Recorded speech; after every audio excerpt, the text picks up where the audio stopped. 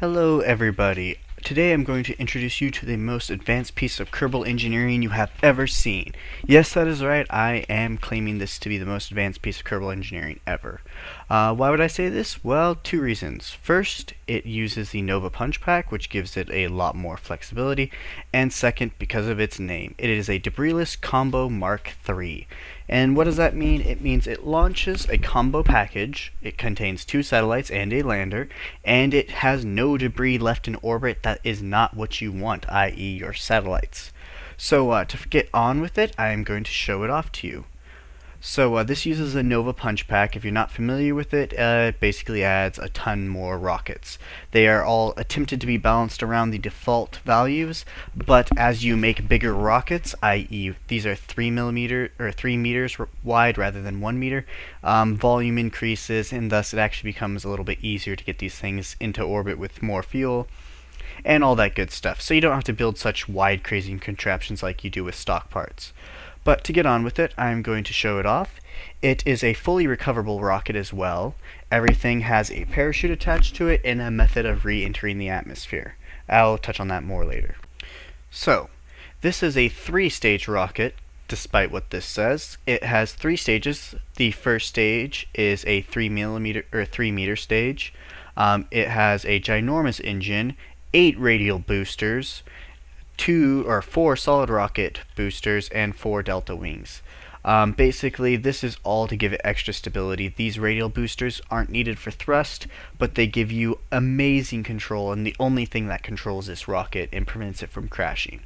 As a side note, this rocket is too bulky and the parts move too much for advanced SAS.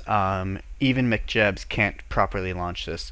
So if you're trying to launch this, you must do it by hand. You cannot use advanced SAS or anything else to control its stability, as they over counter correct way too much, and it will cause it to crash or blow up or shred itself to pieces.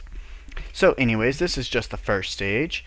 More parachutes, a 3 meter, I'm gonna keep saying millimeter, I know it, a 3 meter SAS.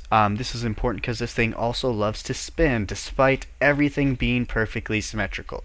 Literally everything. There's not even struts or fuel lines on this. Everything is perfectly symmetrical. So anyways, SAS to stop them from spinning. A shroud covers up the next stage, which is a 2 meter stage with a 2 meter engine. It has smaller radial burners. Again, same reason. You need control over these things, and SAS is not able to provide it. So those are your only real methods of controlling it. These little babies right here are retro boosters. This is designed to be deorbited because this stage will actually get you circularized in orbit around whatever planet you want, including Kerbal, or it can actually take this whole contraption up here to the moon, or Mun, or to Minimus, which is the second moon. Basically, this is designed to deorbit it and crash it into the planet if it doesn't have an atmosphere, or if it does have an atmosphere, it has parachutes to be fully recoverable.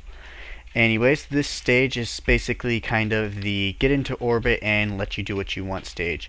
If you only need to get into orbit around Kerbal, this stage could be just 1 fuel tank and still have plenty of fuel to spare, but because I wanted to make sure it could get around anywhere in the planet's sphere of influence, it's got a lot of fuel. It also has another SAS unit, which is important because this thing spins. And then up top is the masterpiece, the payload.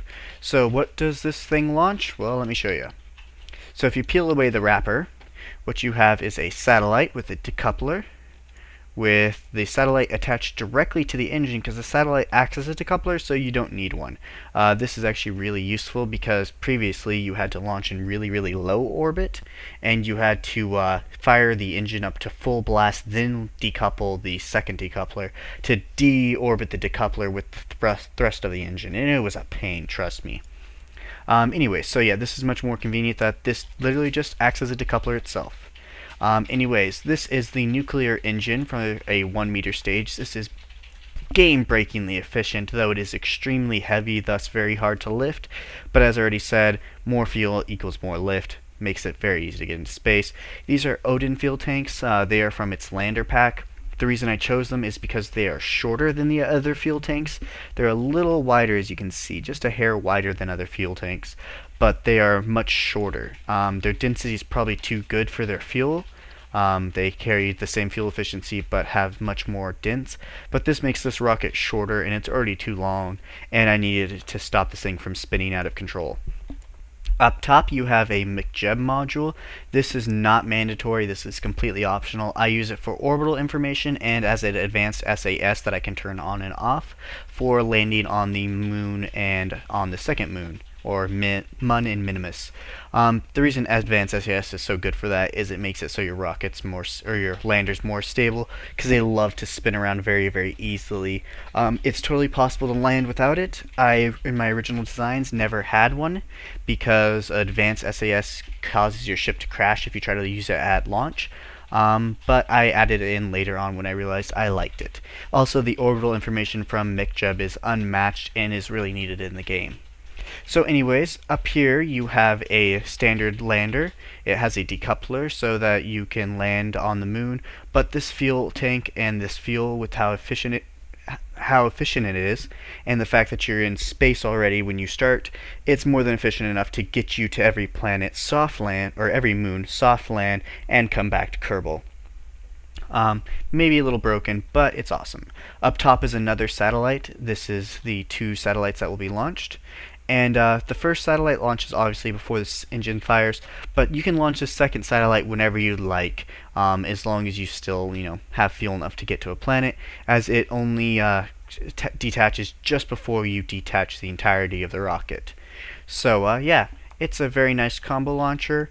It might be over-engineered a little bit. I wanted it to be very flexible, and I wanted to use every single part size in the game with the Nova Punch pack. So basically this is just a super launcher that has a debris-less feature and is fully recoverable for the future when that actually matters.